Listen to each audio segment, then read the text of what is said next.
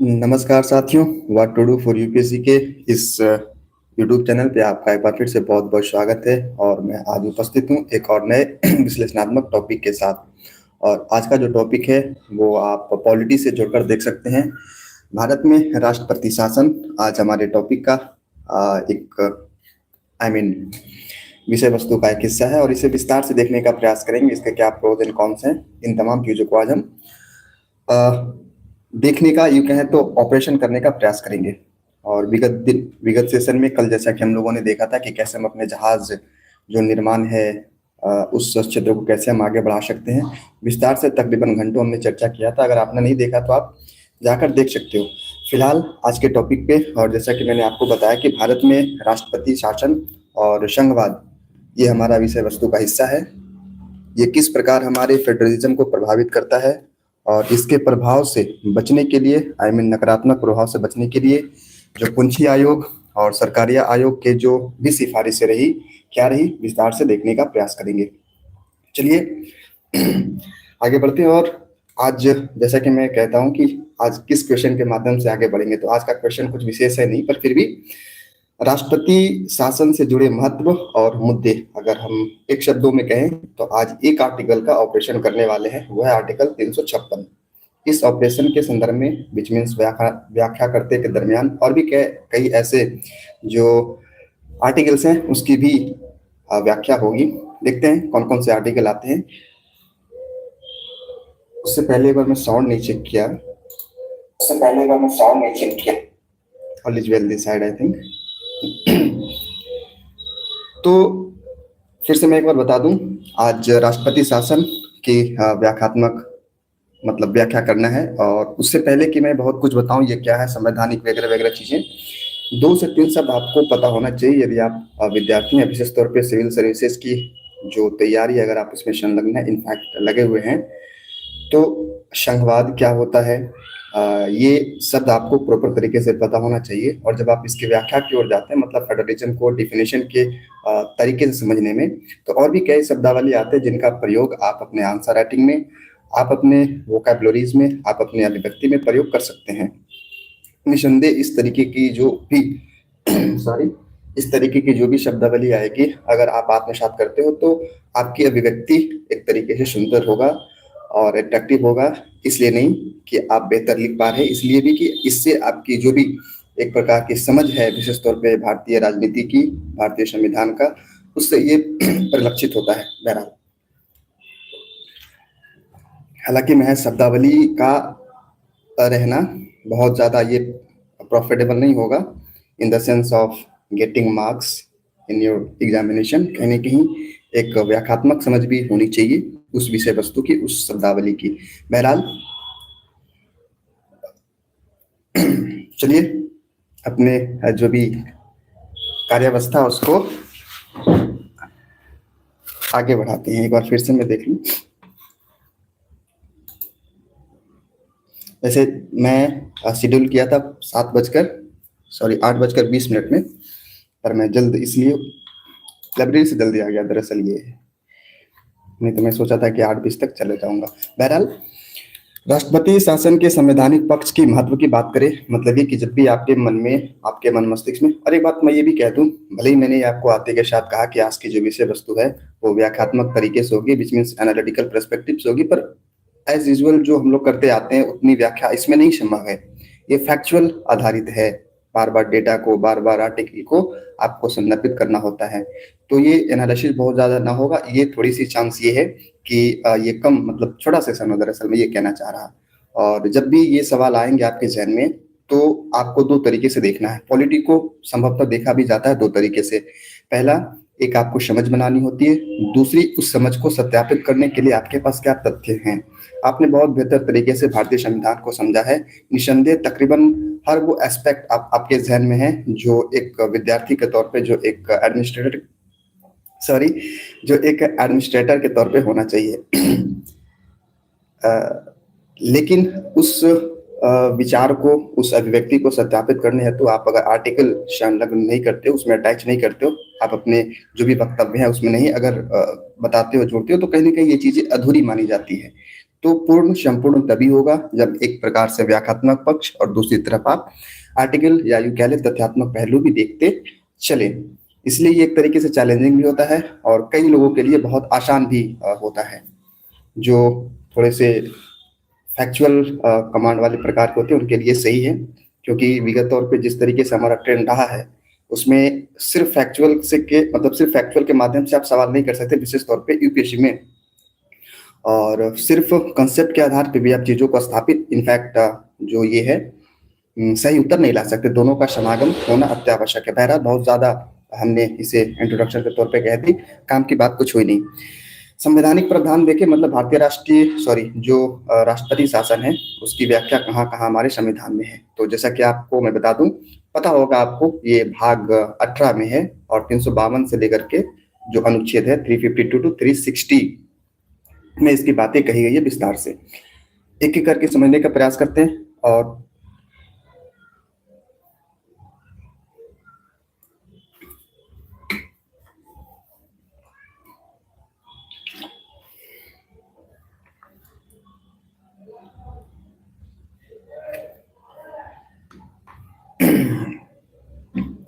हाँ, 352 क्या है, 356 क्या है और 360 क्या है? यकीनन आप इसे कहीं न कहीं, कभी न कभी देखा होगा, पर काफ़ी दिन हो जाने के बाद ये चीज़ें आपके स्मृति में रहती नहीं है, आपको याद रहता नहीं है। तो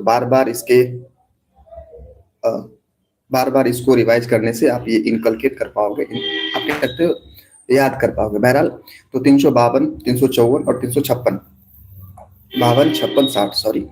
तो ये 3 आर्टिकल हैं जो राष्ट्रपति शासन और इमरजेंसी को संदर्भित करती है। 352 क्या है?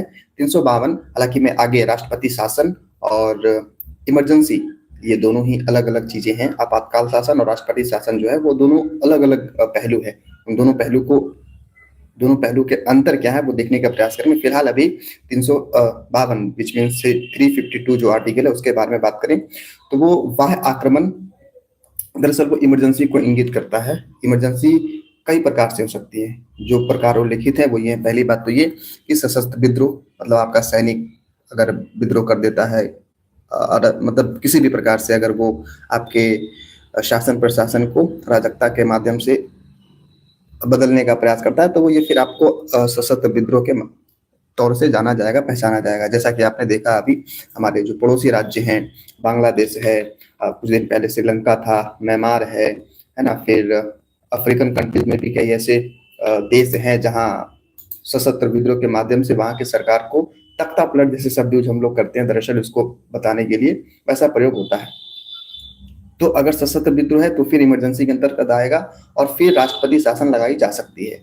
एक और बात इसमें कही जाती है कि यदि युद्ध का स्थिति हो युद्ध में दोनों प्रकार के युद्ध शामिल हैं, या तो आप इनिशिएट करो किसी के ऊपर आप आक्रमण करो तब भी राष्ट्रपति शासन अध्यारोपित होगी, इमरजेंसी अध्यारोपित होगी। दूसरी बात, यदि कोई आपके ऊपर कोई देश है जो आपके ऊपर आक्रमण कर देता है तब भी ये चीजें लागू होगी, इमरजेंसी लागू होगी। तो ये थे 352 के अंतर्गत। 354 में क्या कही, उससे पहले 360 बताता हूँ, क्योंकि 354 को तो विस्तार से बताना ही है। 360 में ये बातें कही गई है, दरअसल आर्थिक आपातकाल। हालांकि गनीमत है, शुक्रगुजार हैं दरअसल हम अपने अर्थव्यवस्था का कि आज तक कभी भी 360 इम्पोज नहीं हुआ हमारी इकोनॉमी में, हमारे देश में दरअसल। और ये बहुत खतरनाक स्थिति होती है। अगर किसी भी देश को आर्थिक आपातकाल घोषित करने की अगर नौबत आ जाए तो आप यूँ मान लें अर्थव्यवस्था के कगार पे वो रसातल धरातल से भी अगर कोई नीचे स्थिति है तो वहां चली जाती है, मतलब बहुत गड़बड़ वाला स्थिति।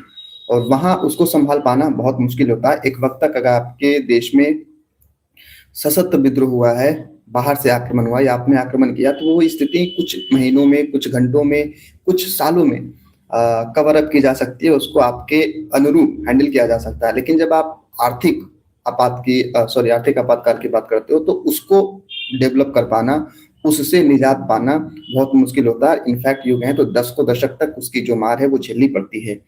तो हालांकि अभी हम स्थिति में है भी नहीं, अभी बहुत अच्छा स्थिति है हमारे देश का कि आर्थिक आपातकाल है। और एक बात मैं ये कह दूं, अगर आर्थिक आपातकाल इम्पोज होता है हमारे देश में तो हम इन द सेंस कि मेरी जो भी प्रॉपर्टीज है, अंबानी की जो भी प्रॉपर्टीज है, उस पे अधिकार कुछ देर के लिए जब तक ये इम्पोज रहता है वो सरकार की हो जाती है, केंद्र सरकार की हो जाती है। वो चाहे तो आपकी संपत्ति को यूज भी कर सकती है, किसके लिए? देश की रक्षा के लिए। हो सकता है इतनी ज़्यादा गरीबी हो जाए, इनफैक्ट यूँ कहें इतना ज़्यादा आर्थिक असमानता हो जाए कि उनको आपकी संपत्ति को गरीबों में बाँटना पड़े, भारत के अन्य लोगों में उनको यूँ कहें तो डिस्ट्रीब्यूट करना पड़े, अगर 360 इम्पोज होता है तो। और उस स्थिति में आप कुछ भी नहीं कर सकते। तो ये चीज़ें थी।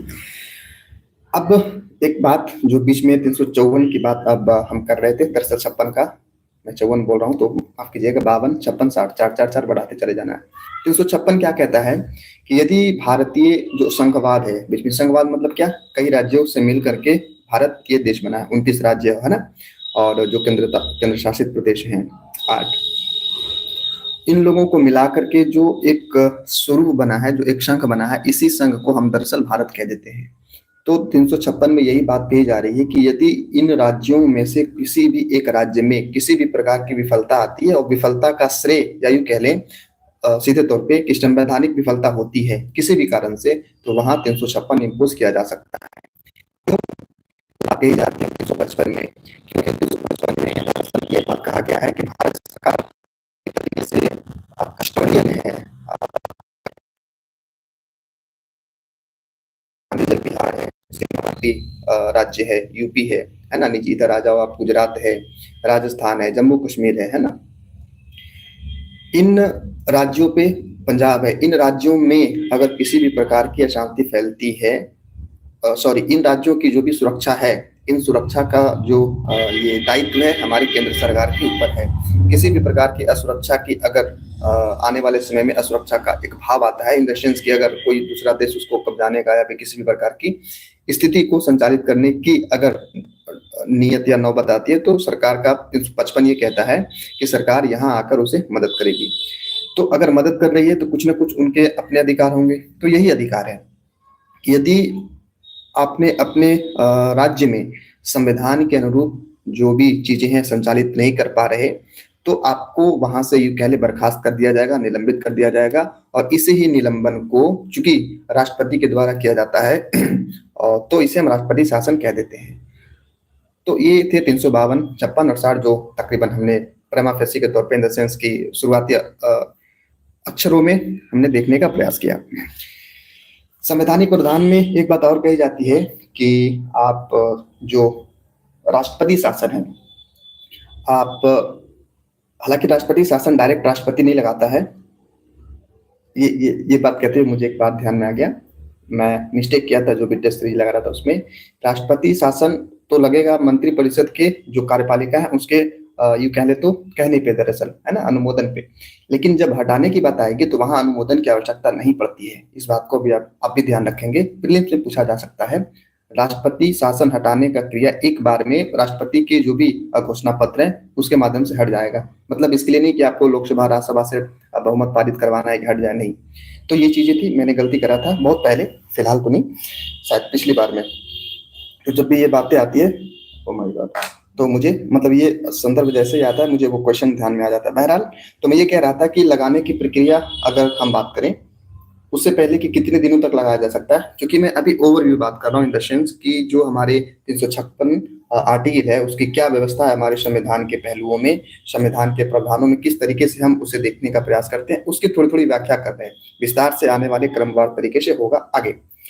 तो मैक्सिमम 3 साल तक, हाँ 3 साल तक कौन से, जो 356 के अंतर्गत लगाए जाते हैं। 352 के अंतर्गत जो राष्ट्रपति शासन लगता है उसकी कोई भी सीमावधि नहीं है, वो कहीं भी कभी भी कितने दिनों तक भी लगाया जा सकता है। जैसा कि मैंने कहा, वाय आक्रमण से या आप आक्रमण कर दिया, सशस्त्र विद्रोह हो गया, इस प्रकार से जो राष्ट्रपति शासन लगती है तो उनका कोई कब तक रहेगा इसका कोई लिमिटेशन नहीं है, अनिश्चित काल तक भी हो सकता है। लेकिन जो 356 के अंतर्गत, अनुच्छेद 356 के अंतर्गत लगाया जाता है, मैक्सिमम 3 साल है ना। और ये भी बात कही जाती है कि 2 महीने के अंतर्गत, मतलब जब आपने इम्पोज किया तो 2 महीने के अंतर्गत आपको संसद के सदनों से उसे पारित कराना होगा। तो ये कुछ प्रावधान है जो जिसे आपको ध्यान रखना है। ये तो आपको मेंस में बहुत ज्यादा फायदा यूं कह ले नहीं पहुंचाएगा, लेकिन हाँ प्रीलिम्स में इसकी जो आप कह सकते हो भूमिकाएं बढ़ जाती है। एक शब्द में अगर समझना चाहें कि महत्व क्या है, दरअसल क्यों हम राष्ट्रपति शासन को इम्पोज करते हैं, हालांकि इसके अंततः जब हम इस सेशन को आखिरी में देख रहे होंगे तो वहां इसके जो भी विचार विमर्श हैं, पक्ष में क्या तर्क दिए गए, विपक्ष में क्या तर्क दिए गए, मतलब ये कि क्यों लगाना चाहिए, लगाने से क्या नुकसान होता है, और एक पक्ष ये कि क्यों जरूरी है लगाना। तो ये चीजें अब देखेंगे ही, पर थोड़ी सी शब्दावली चूंकि मैं लिख दिया हूँ महत्व, तो अगर महत्व को समझना चाहें कि क्यों लगाया जाता है, तो विशेष तौर पे संवैधानिक शासन को सुनिश्चित करना। दरअसल अब एक चीज ये भी है, जब मैं पढ़ रहा था थोड़ा सा मैंने रेफरेंस के तौर पे लक्ष्मीकांत को भी देखा, तो उसमें साफ तौर पे ये बातें लिखी गई है कि संवैधानिक विफलता क्या है, इसकी परिभाषा क्या है, ये ना तो संविधान में कहीं उल्लिखित है और ना ही किसी आप कह सकते हो संविधान के किसी अनुच्छेद में भी नहीं है, और ना ही किसी सुप्रीम कोर्ट के ऐसे वर्डिक्ट में। तो इसी के तर्ज पे लोगों के माध्यम से जो संविधान को समझते हैं, जो भारत के राष्ट्र की इस पर्यावरणीय अवस्था को समझते हैं, उनको ये मानना, उनका ये कहना है कि चूंकि परिभाषित है नहीं, तो बिना परिभाषा के अगर इस प्रकार के प्रकरण अपनाया जाए तो कहीं ना कहीं एक निगेटिविटी के साथ भी ऐसा किया जा सकता है। और बीते दौर में हमारा इतिहास रहा है, जैसा कि आपने देखा होगा, इनफैक्ट देखा नहीं होगा, सॉरी, पढ़ा होगा, कि जब पहली बार इंदिरा गांधी की वो जो सरकार बनकर आई थी, इंदिरा गांधी नहीं कहना चाहिए, जो कांग्रेस की सरकार आई थी, उसके बाद हालांकि जो पूरा प्रक्रम है, क्या है, कैसे है, क्या राजनीतिक व्यवस्थाएं रही, उसमें मैं नहीं जानता क्योंकि वो राजनीतिक पहलू हो जाता, लेकिन फिर भी जो बातें रही है कि 7 राज्यों में जो राज्यपाल शासन है, माफ कीजिएगा, जो राष्ट्रपति शासन है उसको लगाया गया और राज्यपाल की नियुक्ति की गई। तो वहां से ये चीजें और ज्यादा तूल पकड़ी और इस बात को कहा जाने लगा कि हमारे देश में जो ये व्यवस्था है राष्ट्रपति व्यवस्था का, इसको कहीं ना कहीं आपको ये जो शब्द आप यूज करते हो संवैधानिक विफलता, इसको परिभाषित करने की आवश्यकता है ताकि उसके अनुरूप चीजें स्थापित हो, अन्यथा राजनीतिक रूप से इसके जो दुरुपयोग हैं उसकी संभावनाएं बनी रहेगी। तो खैर ये है, लेकिन फिर भी चूंकि जैसा कि मैंने आपको कहा कि ये देश, ये जो एक बहुत बड़ा भूभाग है, कई खंडों से मिलकर बना है। हमारी प्राथमिकता कुछ भी हो राजनीतिक तौर पे, लेकिन पहली प्राथमिकता ये होती है कि हम इस खंड को कहीं भी स्प्लिट ना कर पाए, विच मीन्स इसको इसमें विखंडन ना आने दें। और इसी का परिणाम है कि तकरीबन आने वाले दिनों में आपने देखा दरअसल कि क्या है, पाकिस्तान दो टूट गया, मतलब कि दो क्या कहते हैं उसको, बांग्लादेश और पाकिस्तान टूट गए। तो दरअसल हमारी जो ये प्रक्रम है बीच में 356, वो ये सुनिश्चित करता है कि किसी भी प्रकार का अगर अराजकता होती है, किसी भी प्रकार का अगर आपके संघवाद के ऊपर डर आता है, डर बनता है टूटने का, तो उससे ये बचाएगा, इसलिए इसका उपयोग बढ़ जाता है, इसका महत्व बढ़ जाता है। तो ये थे कुछ प्रावधान, विच मीन्स संवैधानिक प्रावधान, जिसको हमने समझने का प्रयास किया और थोड़े से जाते जाते ये भी देख लिया, हालांकि इसको विस्तार से भी देखेंगे कि क्यों जरूरी है। एक शब्द में, शासन को सुनिश्चित करना और अपनी विखंडता को, यूं कहें तो अखंडता को बनाए रखना।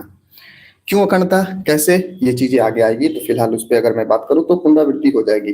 बहरहाल भारत में चूंकि हम बात कर रहे हैं, थोड़ा सा इस बात को भी जिक्र कर लें कि अब तक कितनी बार यूं कहें तो जो राष्ट्रपति शासन है उसका इतिहास क्या रहा है, कब लगे, कितनी बार लगे। हालांकि बहुत ज्यादा तथ्यात्मक हो जाएगा, इतना ज्यादा पेनिट्रेशन के साथ चीजों को देखने की मेरी आदत नहीं है और ना ही जिस मैं फील्ड में हूँ उसका इतना डिमांड है। बस हाँ, एक ओवरव्यू होना चाहिए, मतलब ये इस जो ये 2-4 शब्द मैंने कहा, ये कि बहुत ज्यादा तथ्यात्मक तरीके से आपको एक्वायर नहीं करना है ज्ञान को, नॉलेज को, जो भी आप कह लो, आपको ओवरव्यू एक आप कह सकते हो बातें समझ में आए, ये रहेगा। बहरहाल हालांकि तब भी मैंने 2-3 जो भी फैक्ट्स हैं मुझे लगता है आपको जानना चाहिए, इसलिए नहीं कि आप इसको ये कर पाओ, आई मीन एग्जाम में दे पाओ, इसलिए भी कि आप इस देश का नागरिक हो, आप जिस संविधान की बात करते हो, अगर आप कहीं किसी के बारे में किसी से बात कर रहे हैं, इनफैक्ट आपके अंदर किसी भी प्रकार की अगर व्याख्यात्मक चीजें आ रही है, तो आपको एक पूर्व पीठिका उसका पता हो, बीच में बैकग्राउंड पता हो,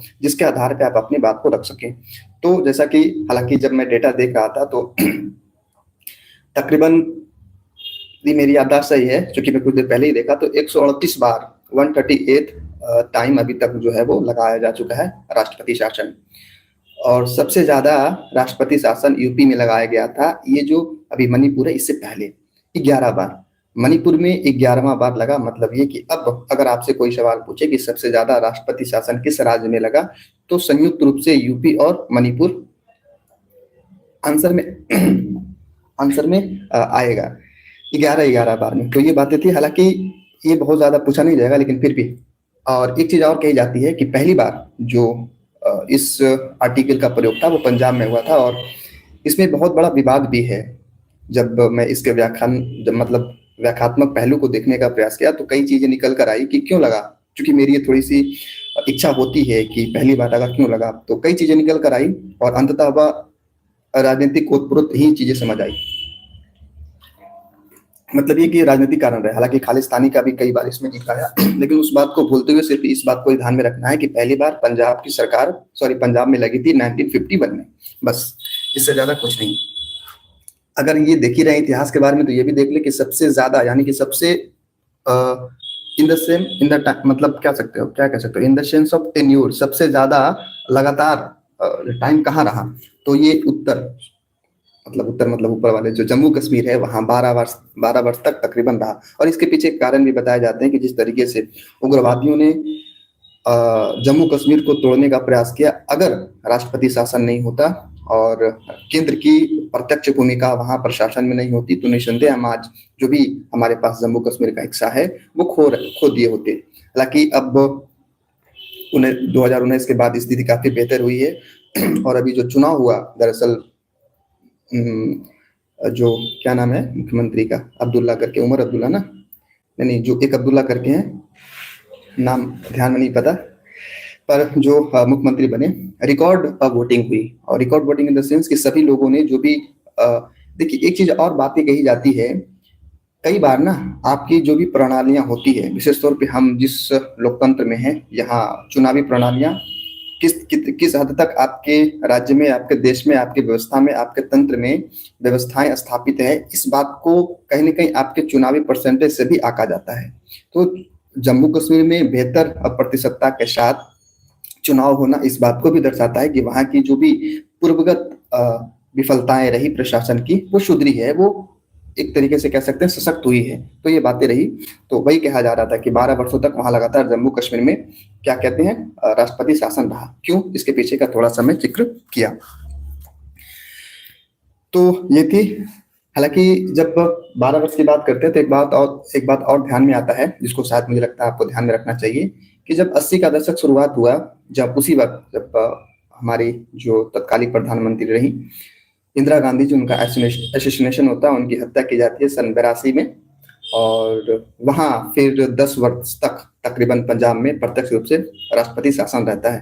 तो 12 वर्ष जम्मू कश्मीर में, 10 वर्ष पंजाब में होने का कारण ये भी है चूंकि वो जो उनके व्यक्तिगत क्या नाम था, उनके बॉडीगार्ड थे, मैं नाम मंगल ऐसा ही कुछ रहा था, मैं नाम भूल रहा, मुझे ध्यान में था पर मैं अभी नहीं याद कर पा रहा, तो उनके द्वारा उनकी हत्या कर दी गई थी। क्यों, चूंकि उन्होंने जो बुल्लो स्टार एक ऑपरेशन है, जब मैं कड़ी जोड़ूंगा तो फिर लंबा चला जाएगा, फिलहाल अभी इतना जानिए कि जो एसेसिनेशन हुई वो सिखों द्वारा की गई, ऐसा मैं नहीं कह रहा, दरअसल जो बातें मैंने पढ़ा वो बता रहा।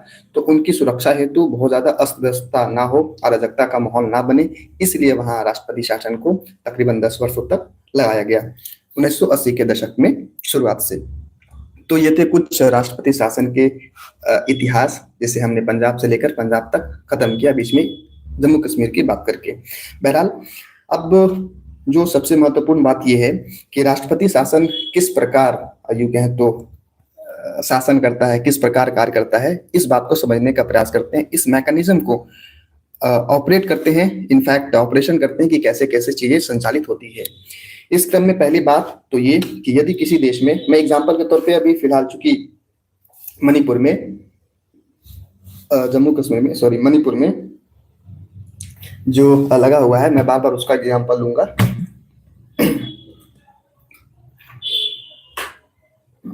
खैर, तो राष्ट्रपति शासन किस प्रकार शासन करता है, इस क्रम में पहली बात कि मान लिया जाए, क्योंकि मैं पॉइंट वाइज में लिख कर लाया ताकि मेरी जो एक क्रम है, जो एक हिरार्की है वो बना रहे, अनुक्रम विच मीन्स।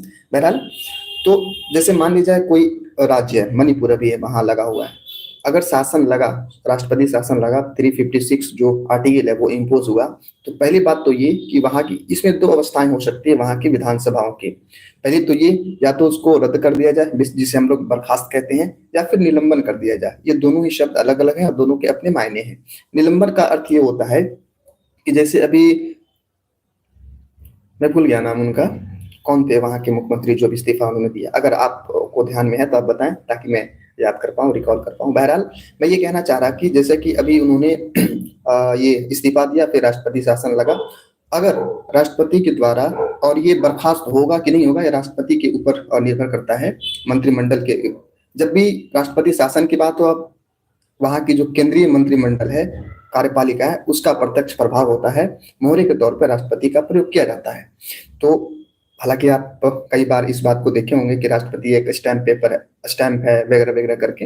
हालांकि ये चीजें एक डिबेट का विषय है, एक तर्क और वितर्क का विषय है। इसके कुछ पक्ष भी हैं, इसके कुछ विपक्ष भी हैं। खैर, अभी उस पक्ष में नहीं जाना। फिलहाल हमें ये समझने का प्रयास करना है कि किसी राज्य में अगर राष्ट्रपति शासन अध्यारोपित है तो किस प्रकार से वो राष्ट्रपति शासन का जो तंत्र है वो कार्य करेगा। तो पहली बात, जैसा कि मैंने आपको कहा कि वहां की विधानसभाओं को स्थगित कर दिया जाएगा या बर्खास्त कर दिया जाएगा। यदि स्थगित किया जाता है, इन द सेंस ये कि अगर कल को राष्ट्रपति शासन हटती है तो जो भी मंत्रिमंडल थी उसी प्रकार से स्वरूप ले, मतलब उसी स्वरूप में आगे बढ़ाएगी, और फिर जो मंत्री थे, जो मुख्यमंत्री थे, जो भी वहां के तमाम मंत्री रहे, उसी प्रकार से आगे बढ़ेंगे।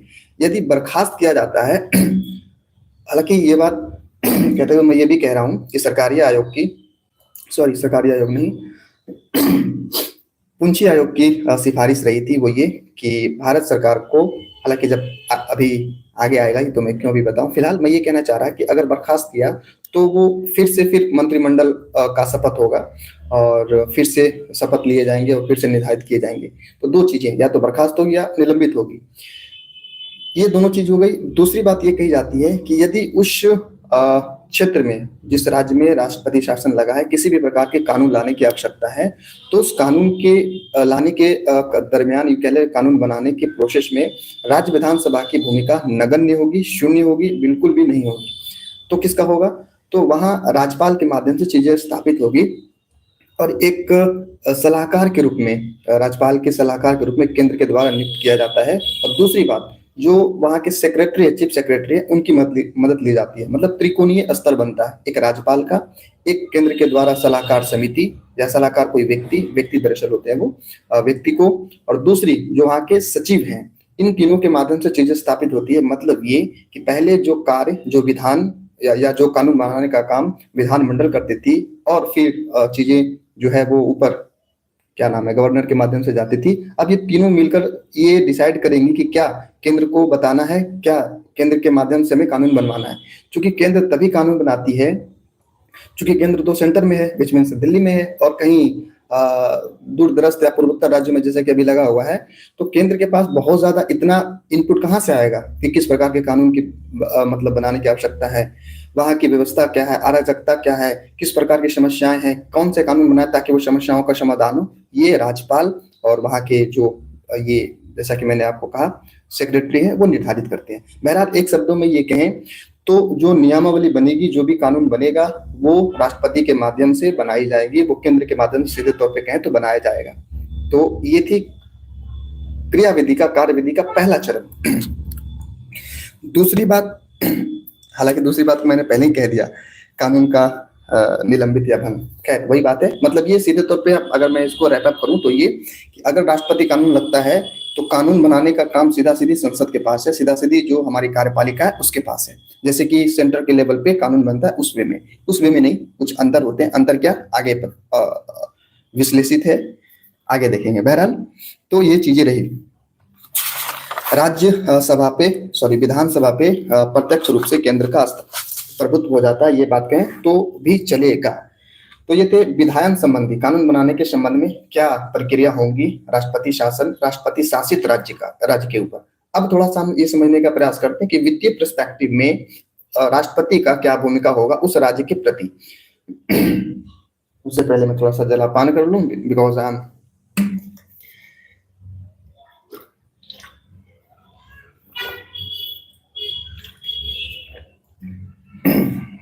आज पानी थोड़ा सा एमसीटी टाइप का लग रहा है। लाइब्रेरी से पानी मिला है दरअसल। एमसीटी इन द सेंस यहाँ की जो पानी आती है ना, वो एमसीटी वाला। आप पी नहीं पाओगे यदि अगर आप अभ्यस्त नहीं हो तो। बहुत ज्यादा चूना जैसे व्हाइट चूना मतलब होता है ना, उस तरीके का स्मेल आता है। बहरहाल वित्तीय और प्रशासनिक नियंत्रण की बात करते हैं कि किस प्रकार से वित्तीय नियंत्रण होती है केंद्र के ऊपर, सॉरी स्टेट के ऊपर केंद्र के द्वारा बाय राष्ट्रपति। पहली बात ये कि राष्ट्रपति को इस बात का भी अधिकार होता है कि जो राज्य का संचित निधि है उसके व्यय को भी ये यूं कहें तो कर सकते हैं, उसके लिए अनुमति दे सकता है। संचित निधि, दरअसल मैं बता दूं निधियों की बात करेंगे, दरअसल हालांकि जल्दी मैं बहुत ज्यादा सोचा इसके बारे में, इन द सेंस कि मुझे पॉलिटिक की जो भी छोटे छोटे कीवर्ड है उसको रिकॉर्ड करके मैं डालूं या नहीं, लेकिन फिलहाल मैं करने से बचूंगा बिकॉज ऑफ टाइम टेकिंग। तो मैं नीति की बात कर रहा था। निधि मतलब एक तरीके से कोष, ऐसा कोष जिसको अगर राष्ट्रपति शासन नहीं होता तो ये क्या नाम है, जो विधानसभा की मुख्यमंत्री है उनके अंतर्गत आता है। अगर राष्ट्रपति शासन लग गया तो जो संचित निधि है उस पे निर्णय, उनका निर्णय कहाँ खर्च होगा, किस मात्रा में होगा, ये राष्ट्रपति सीधे तौर पे कर सकता है। ये चीजें आपको ध्यान रखना, क्योंकि प्रीलिम्स में ये एंगल ऐड किया जाता है कि वित्तीय शक्तियां किस प्रकार से राष्ट्रपति की अध्यारोपित होती है विधानमंडलों में जब राष्ट्रपति शासन लागू होता है, तो इस प्रकार से। तो राज्य के संचित निधि का व्यय किस प्रकार से होगा ये भी ये करती है। दूसरी बात ये कहा जा रहा कि किसी भी प्रकार का कानून जो वित्तीय संबंधित होगा वो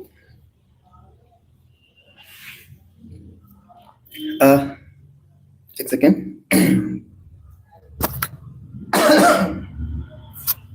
वो या तो न के बराबर होगा, यदि होगा भी तो राज्यपाल तो नहीं, दरअसल केंद्र, ये क्या नाम है, राष्ट्रपति के तत्वाधान में। हालांकि ये उतना ये नहीं है, महत्वपूर्ण नहीं है, क्योंकि जब एक बार कह ही दिया गया कि वहां की जो भी विधायिक शक्ति है वो केंद्र के सरकार, सॉरी राष्ट्रपति के हाथ में आ गया, केंद्र के हाथ में आ गया, तो फिर सभी चीजें चाहे वो वित्तीय संबंधित तो कुछ भी हो, ये चीजें होंगी।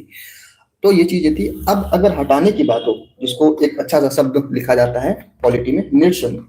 निरसन निरसन निरसन मतलब हटाना, मतलब कैसे हटेगा। तो जैसा कि मैंने शुरुआत में जब थोड़ी सी व्याख्या किया तो बताया था कि हटाने की बात जो है ना, क्योंकि दो तरीके से राष्ट्रपति शासन लगता है, एक 352 के अंतर्गत, एक 356 के अंतर्गत, हालांकि 60 के अंतर्गत भी लगता है, पर मैं इन दोनों की जिक्र किया था कि 52 कितने दिनों तक लगेगा कोई नहीं जानता, ये संविधान में नहीं बातें कही गई है, लेकिन 356 के अंतर्गत मैक्सिमम 3 साल। और हटाने की बात जो है ना, मैं फिर से कहूंगा, इसको आप ध्यान में रखें, बिना अनुमोदन के, बिना मंत्रिमंडल के अनुमोदन के, बिना कार्यपालिका के अनुमोदन के, बिना संसदीय जो क्षेत्र है उसके अनुमोदन के राष्ट्रपति जो है राष्ट्रपति शासन वापिस ले सकता है, वहां से अपने घोषणा करके उस राष्ट्रपति शासन को समाप्त कर सकता है बिना किसी अनुमोदन के। इस बात को आपको ध्यान रखना है।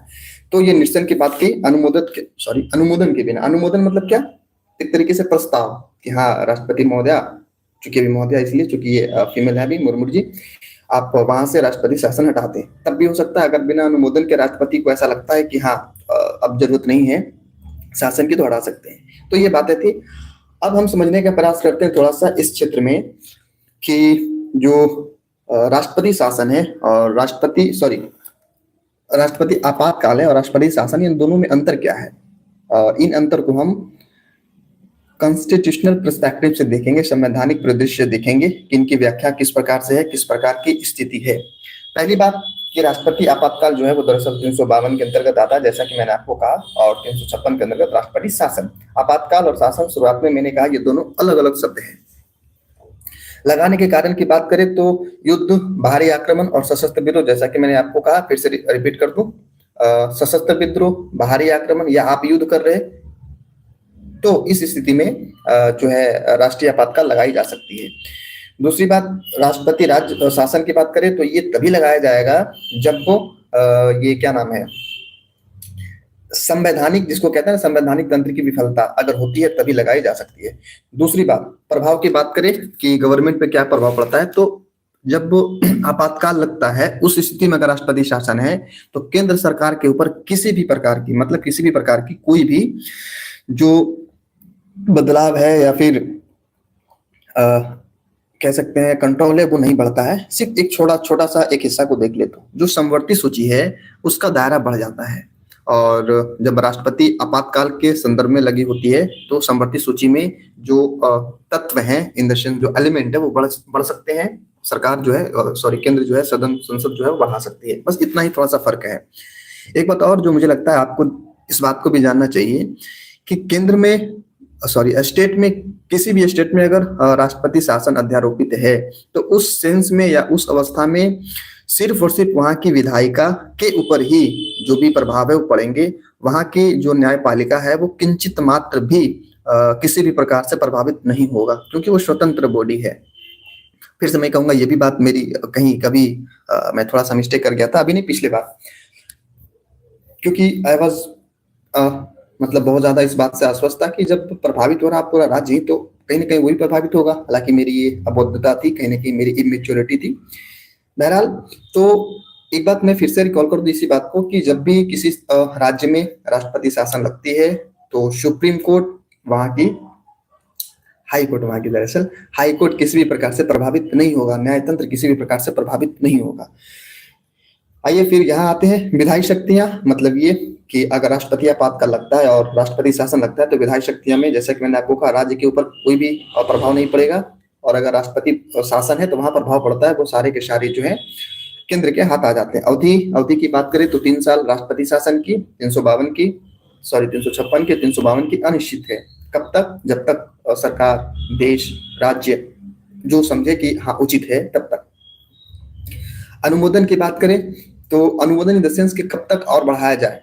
तो जैसा कि मैंने आपको कहा कि जो 352 है, चूंकि ये पूरे देश में आपातकाल की बात कही जा रही है, और ये बात आप ध्यान में रखें आगे, हालांकि इसके बाद आएगा कि मूल अधिकार किसमें वो होते हैं वगैरह वगैरह, हालांकि वहां देखेंगे। फिलहाल ये बात कही जा रही है कि संसदीय अनुमोदन विशेष बहुमत की आवश्यकता पड़ती है, किसमें? जब 352 के माध्यम से राष्ट्रपति शासन अध्यारोपित होती है।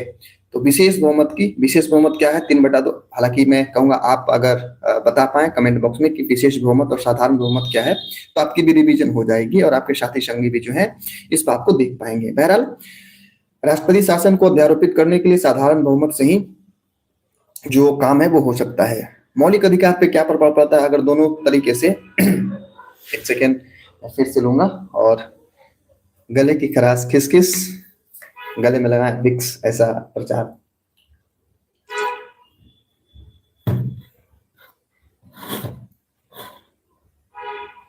खैर, हाँ, मैं ये कह रहा था कि राष्ट्रपति आपातकाल और राष्ट्रपति शासन में मौलिक अधिकार पे क्या प्रभाव पड़ता है। तो जो 352 के अंतर्गत राष्ट्रपति आपातकाल के तहत जो राष्ट्रपति शासन लगता है, आपातकाल की स्थिति, उसमें 19, 20, 21 प्रभावित होते हैं, यानी कि मूल अधिकार प्रभावित होते हैं। 19 क्या है, 20 क्या है, 21 क्या है, आप मैं थोड़ा सा वो ये इलाबोरेट नहीं, मतलब विस्तारित से मैं नहीं बताऊंगा, क्योंकि 19 को बताने में तकरीबन आधे घंटे से 45 मिनट लगेगा। बट हाँ, अभिव्यक्ति की स्वतंत्रता है, आवागमन की स्वतंत्रता 19 की बात करता है। 20 क्या बात करता है ये आप बताइएगा, 21 क्या बात करता है ये बताइएगा। लेकिन 21 में ये बात कह दूं कि ये बहुत ज्यादा डायनेमिक आप कह सकते हो अनुच्छेद है 21। बहुत सी चीजें ना अप्रत्यक्ष रूप से इसमें जुड़ जाती है। हालिया एग्जाम्पल में बताता हूँ। एक क्वेश्चन आया था पेपर में जब मैं सॉल्व कर रहा था कि आश्रय का अधिकार मूल अधिकार है या नहीं, मतलब आवास का अधिकार एक तरीके से कह ले तो ये है, और मैं कहीं ना कहीं थोड़ा सा वो लैग कर रहा था इस बात में। इस तरीके से अगर आवास को मूल अधिकार के अंतर्गत लाया जाए प्रॉपर तरीके से, तो जिसके पास आवास नहीं है, बहुत सारे लोग बेघर हैं, तो डायरेक्ट जा सकते हैं। लेकिन बात मैं गलत था इन द सेंस, बात यहाँ ये कही जा रही, इस बात को इससे जोड़ दिया गया। एक ऐसा क्या कहता है, गरिमापूर्ण जीवन जीने का अधिकार। तो गरिमापूर्ण जीवन जीने के अधिकार में आपके पास आवास हो, ये तो सन्निहित है, ये तो इंक्लूडेड है। इस पर्सपेक्टिव से ये आर्टिकल 21 का हिस्सा बनता है। तो जब आपके देश में राष्ट्रपति शासन लगा हो, राज्य में राष्ट्रपति शासन लगा हो और देश में आपातकाल की स्थिति हो, तो मौलिक अधिकार प्रभावित होते हैं सिर्फ और सिर्फ आपातकाल की स्थिति में। राज्य के अंदर अगर राष्ट्रपति शासन लगा है, तो किसी भी मात्रा में, किसी भी क्षेत्र में जो मौलिक अधिकार है वंचित नहीं होता है। इस बात को आपको ध्यान रखना है। निरसन की बात करें तो निरसन मतलब हटाना। तो जब आपातकाल की बात है, उसको हटाने की जो प्रक्रिया है वो लोकसभा के माध्यम से होती है, और लोकसभा के अनुमोदन से ही जो वो राष्ट्रपति शासन है, सॉरी आपातकाल की स्थिति है, उसको हटाई जा सकती है। लेकिन इस सेंस में, जब 356 के सेंस में कोई एक ऐसा विशेष प्रावधान नहीं है, जिस दिन, जिस वक्त, जिस समय लग जाए राष्ट्रपति को कि नहीं अब जरूरत नहीं है राष्ट्रपति शासन की, तो वो राष्ट्रपति शासन को यूं कहें तो रिट्रीव कर सकते हैं, मतलब वापस ले सकते हैं। बिना किसी अनुमोदन के। तो ये बात आपको ध्यान रखना है। ये कुछ चीजें थी, मूलभूत बातें थी, जिसको अंतर के तौर पे समझना था कि राष्ट्रपति शासन में क्या अंतर है और आपातकाल की स्थिति में अगर उस प्रकार की राष्ट्रपति शासन अध्यारोपित होती तो उसमें क्या फर्क है। तो ये थे कुछ अंतर। अब हम ये समझने का प्रयास करते हैं कि अगर दरअसल जैसा कि मैंने आपको कहा कि ये चीजें तथ्यात्मक तरीके से भी है और एक तरीके से कंसेप्ट वाइज भी है। तो ये ऊपर की चीजें जो थी कुल मिलाकर तथ्य के आधार पे चीजें थी। अगर तथ्यात्मक तरीके से आप मजबूत हैं तो चीजें आगे आप बता पाएंगे। अब यहाँ थोड़ा सा एक बहस कह ले या तर्क कह ले या वितर्क कह ले, देखने का प्रयास करते हैं कि कई मतलब जो भी हमारे पॉलिटिक्स की एक जो ग्रुप है, जो स्कूल ऑफ थॉट्स है, वो कहीं ना कहीं इमरजेंसी को सही ठहराती है, सॉरी इमरजेंसी नहीं, राष्ट्रपति शासन को सही ठहराती है।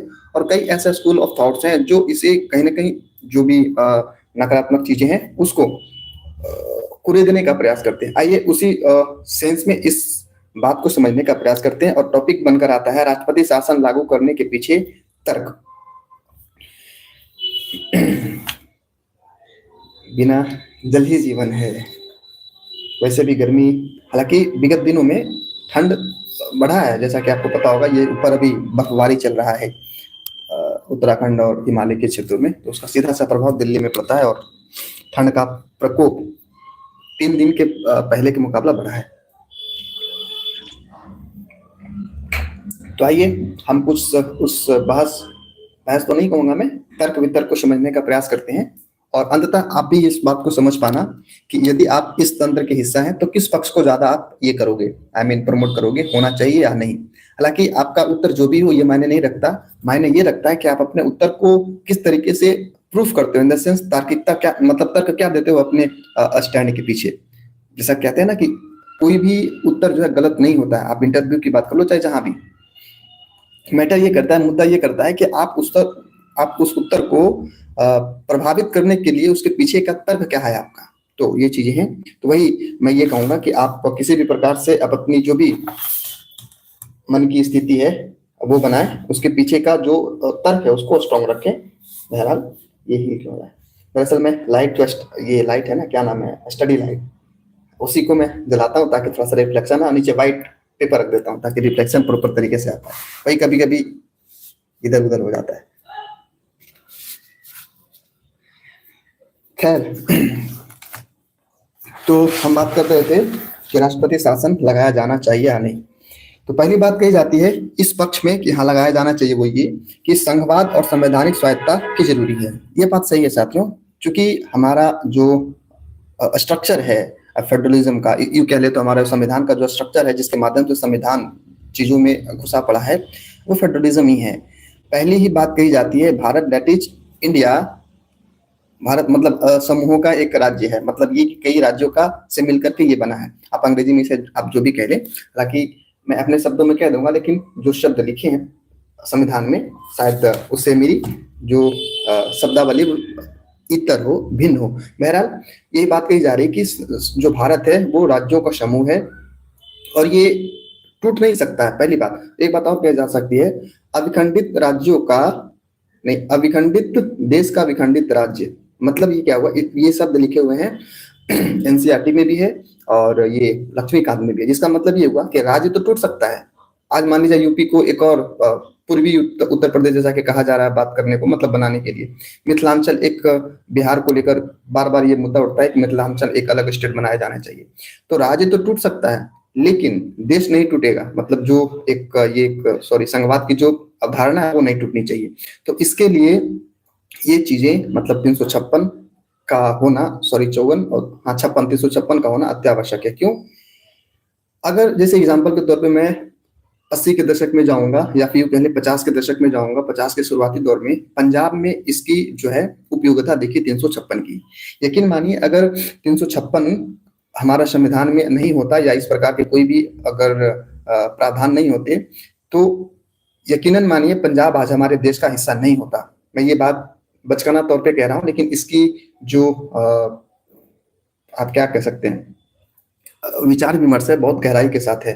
वो ये कि पाकिस्तान पूरे तरीके से लगा हुआ था कि जो विशेष तौर पे खालिस्तानी जो शब्द आया, दरअसल वो तो काफी बाद में आया, शुरुआती में ये शब्द नहीं थे, लेकिन फिर भी उनका ये मानना था इन द सेंस, सॉरी, ये पाकिस्तान का, कि हम पंजाब को अपने तरीके से ये कर लेंगे, और उसके लिए वहाँ बहुत ज्यादा फंडिंग किए और उसको तोड़ने का प्रयास किया गया। और इसी का परिणाम था कि पहली बार वहाँ सरकार जो है राष्ट्रपति शासन लगाई। इसके और भी कई तर्क दिए जाते हैं, लेकिन उन तर्कों में सबसे प्रमुख तर्क ये बात है कि अगर राष्ट्रपति शासन नहीं लगाया गया होता, तो ये देश का एक छोटा सा हिस्सा, एक बहुत बड़ा हिस्सा दरअसल टूट गया होता। तो संघवाद को बनाए रखने के लिए राष्ट्रपति शासन का होना अत्यावश्यक है। ये हमारे संविधान के कुछ ऐसे जो ग्रुप हैं, मतलब स्कूल ऑफ थॉट्स कह सकते हो।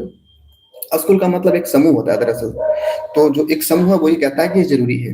वहीं दूसरी बात, हालांकि इसमें है या नहीं, हालांकि है नहीं, बट मैं फिर भी कह देता हूँ, नोट नहीं किया, इसमें अलग बात ये कही जाती है एक और वर्ग के द्वारा कि चूंकि आपने ये कहा है, इस संविधान के माध्यम से आप दुहाई देते हो कि आपके राज्य में संविधान की जो विफलता है, संवैधानिक विफलता है, इसके वजह से हम राष्ट्रपति शासन लगा रहे हैं। लेकिन संवैधानिक विफलता कहेंगे किसे, ये डेफिनेशन क्या है, परिभाषा क्या है, इसमें आप मतलब ऐसा कोई परिभाषा आपने बताया ही नहीं। तब तो ये अस्पष्ट स्थिति है ना, ब्लैक एंड व्हाइट वाली स्थिति है कि जब भी आपको मन करेगा इस बात को दुहाई देते हुए कि नहीं, आपके देश में, सॉरी, आपके राज्य में प्रशासन व्यवस्था बेहतर नहीं है, मुझे अध्यारोपित करना चाहिए, मुझे अध्यारोपित करना पड़ेगा राष्ट्रपति शासन। तो ये एक अलग आप कह सकते हो तर्क दिया जाता है। बहरहाल एक बात ये भी कही जाती है कि संवैधानिक स्वायत्तता के नाम पर हम कहीं ना कहीं तानाशाही वाली प्रवृत्ति ले आते हैं, और जब भी बात स्वायत्तता की आती है तो संविधान इस बात को आपको रक्षा भी करता है, इन द सेंस आपको प्रमोट भी करता है कि आप अपने संविधान के साथ स्वायत्त रहें। उस चीज को एक तरीके से ये चुनौती देती है। बहरहाल दूसरी बात, जैसा कि मैंने आपको बताया अभी, कि राजनीतिक चुनौतियां भी इसके अंतर्गत है। क्यों? क्योंकि इसको दुरुपयोग करने के कई ऐसे आधार मिल जाते हैं। एग्जाम्पल के तौर पे आप दिल्ली में ही देख लें, जब आपकी पार्टी थी आम आदमी पार्टी, अरविंद केजरीवाल मुख्यमंत्री रहे, तब उनका रोना, मैं तो ये सब नहीं यूज करूंगा, बट उनकी ये शिकायतें रही कि एलजी जो है वो काम नहीं करता है, इनफैक्ट करने नहीं देता है। तो ये भी समस्याएं रहती हैं कि जो गवर्नर हैं दरअसल उनको एक तरीके से मोहरा बना करके अपनी राजनीतिक इच्छा की पूर्ति की जाती है, ऐसा आरोप कई जो संविधानविद हैं उनके द्वारा लगाया जाता है। तो राजनीतिक दुरुपयोग की संभावना बनी है, ये भी एक तरीके का तर्क का हिस्सा कह सकते हो, जो बहस है उसका एक हिस्सा रहता है। दूसरी बात ये कही जा रही कि राज्यपाल द्वारा दुरुपयोग, और ये बात भी है, और मैं यही कह रहा कि पुंछी आयोग जो अपना रिपोर्ट दिया उसमें भी ये बात कही गई कि केंद्र को, जो राज्यपाल है, उसको स्वतंत्र मतलब जितना हो सके उतनी ज्यादा स्वतंत्रता दी जानी चाहिए, ताकि एक जो टैबू लगी होती है कि ये मोहर है, ये पिद्दी है, पुत्तु है, पता नहीं किन किन शब्दों का प्रयोग किया जाता है, उससे बचा जा सकेगा। हालांकि इसके भी कई और भी पहलू हैं कि यदि आप किसी भी राज्यपाल को पूर्ण स्वतंत्रता देते हो तो कहीं ना कहीं एक तरीके का क्लेश होगा। किस बात को लेकर? चलिए, क्लेश तो अलग मायने में है, जो हमारा एक कंसेप्ट है कि क्यों राज्यपाल होना चाहिए, मतलब क्यों राज्यपाल होना चाहिए। आप सवाल पूछ सकते हो अपने आप से, क्यों संविधान में राज्यपाल होने की जो एक क्लॉज है वो जोड़ा? क्योंकि दरअसल मेरा उद्देश्य, दरअसल मतलब एज अ कंट्री, ये उद्देश्य है संविधान के तौर पे कि आप चीजों को बांध कर रखें। कल को ऐसा ना हो कि कोई एक ऐसा राज्य हो जो अपने अंदर बहुत बड़े पैमाने पे अलग होने के लिए बात कर रहा हो, तो ये तमाम चीजें संचालित ना हो पाए, इसलिए एक तरीके से रात्र प्रहरी के तौर पे राज्यपाल को व्यवस्थित किया गया। स्वाभाविक तौर पे आप ये चाहेंगे कि आपका जो घर है, दरअसल आपकी जो फैमिली है, उस फैमिली में जितने सारे मेंबर हैं, उन सारे मेंबर के बीच एक तरीके से एकजुटता बनी रहे, एक तरीके से इंटरलिंक्ड जो रिलेशन है वो जो स्थापित रहे। इसके लिए आप एक ऐसे व्यक्ति को चुनते हैं जो मॉनिटरिंग करता है, जिसे आप पिताश्री कह दे, माताश्री कह दे, बड़े भाई जो भी हैं, जो एक तरीके से फैमिली का लीड करते हैं, उनकी भूमिका होती है, ताकि आप एक तरीके से चीजों को एक साथ जोड़े रखें। इसी कंसेप्ट के साथ कहीं ना कहीं राज्यपाल को भी एक नुमाइंदे के तौर पर स्थापित किया गया राज्य में, कि जो भी क्रियाविधि हो रही हो, इस बात का पता लगाया जा सके कि क्रियाविधि हमारे देश के, हमारे संघवाद के विरुद्ध तो नहीं, अगर हाँ तो तुरंत कार्रवाई की जाएगी। कैसे? राष्ट्रपति शासन लगा के। तो इसलिए इसको स्थापित किया गया। और अगर आप इसे पूर्ण स्वायत्त दे देते हैं तो कहीं ना कहीं एक क्लेश होगा किनके बीच। पहली बात तो ये कि मुख्यमंत्री और इनके बीच क्लेश होगा, मतलब प्रतिद्वंदिता जो भी आप कह ले, इस बात को लेकर कि केंद्र के माध्यम से डायरेक्ट उतर गया राज्यपाल, लेकिन जो नुमाइंदे हैं दरअसल लोगों के, वो तो मुख्यमंत्री है। तो मुख्यमंत्री चयनित होने के बावजूद भी अगर उनको पर्याप्त शक्ति नहीं है, तो ये स्वायत्तता का, संघवाद का एक अलग नकारात्मक रूप बनकर आता है। तो ये चीजें हैं जो एक तर्क के रूप में दी जाती है कि क्यों होना चाहिए, क्यों नहीं होना चाहिए। और कुंची आयोग ने भी इसे कहीं ना कहीं सकारात्मक रूप में देखा कि होना चाहिए, लेकिन स्वायत्तता के साथ होना चाहिए और ज्यादा से ज्यादा स्वायत्तता दी जानी चाहिए। तो ये बातें रही। तो आज के लिए इन द सेंस इस टॉपिक के लिए सिर्फ इतना। अगर एक चीज और अगर आप देखना चाहें दरअसल वे फॉरवर्ड कि आगे क्या हो सकता है, तो आगे क्या हो सकता है, मैं वही दो चीजें मैं बताऊंगा जो सुप्रीम, माफ कीजिएगा, पुंछी आयोग और सरकारी आयोग ने बातें कही। पुंछी आयोग ने तो राज्यपाल से संबंधित बातें कही। सरकारी आयोग जो कहीं ना कहीं आयोग का मतलब क्या होता है, सॉरी, आयोग का मतलब तो आप तो समझ ही रहे होंगे। ये जो आयोग स्थापित किए गए, ये इसलिए स्थापित किए गए थे दरअसल कि हमारे जो संविधान की परंपरा है, जो संरचना है, क्या इसमें किसी स्तर पे किसी भी एंगल से सुधार करने की गुंजाइश है तो क्या, इसके लिए इस प्रकार के आयोग के गठन किए जाते हैं। इसी संदर्भ में जो सरकारिया आयोग की सिफारिश रही वो ये रहा, विशेष तौर पे बहुत सारे सिफारिश रहे, लेकिन चूंकि हम 356 के मतलब बात कर रहे हैं, राष्ट्रपति शासन की बात कर रहे हैं, तो इससे जुड़े जो सिफारिश है उसी की बात करेंगे।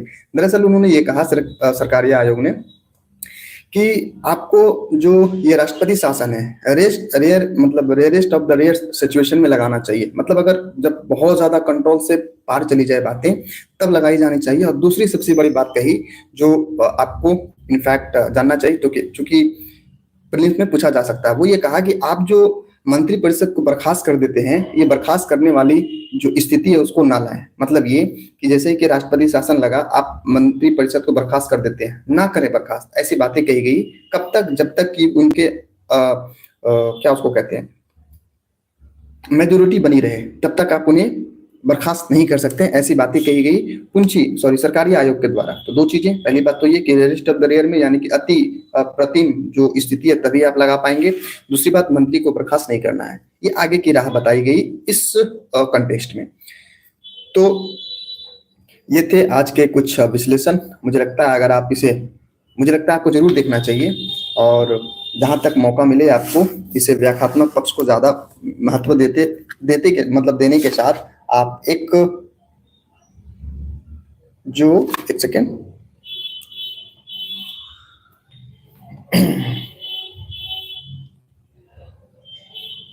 मतलब व्याख्यात्मक पक्ष के साथ आप जो एक तथ्यात्मक स्थिति है वो भी उसको प्रॉपर तरीके से बढ़िया करें। क्योंकि आने वाले दिन में जिस तरीके से ट्रेंड बदल रहा है, और जैसा कि आपने देखा बीपीएससी है चाहे यूपीपीसीएस है या यूपीएससी ही भी अपनी जो ट्रेंड है वो एनालिटिकल इंक्लूडिंग तथ्यात्मक चीजें पूछ रही है। तो चलिए आज के लिए सिर्फ इतना ही। मुझे उम्मीद है आप आज के सेशन से जरूर लाभान्वित होंगे। यदि हाँ तो, और आप यदि नए हैं या फिर पुराने भी हैं और चैनल को सब्सक्राइब नहीं किया है, तो थोड़ा सा आप अपनी जो श्रम साध्य कार्य है उसको करें। हालांकि श्रम साध्य तो नहीं है, बहुत जल्दी किया जा सकता है। बहरहाल ये तो मजाक की बातें रही। मिलते हैं कल अपने निर्धारित समयावधि के साथ। तब तक के लिए आप सभी को बहुत बहुत धन्यवाद। शुभ रात्रि आप सभी को। एक बार फिर से नहीं, बार बार नहीं, चलिए ठीक है।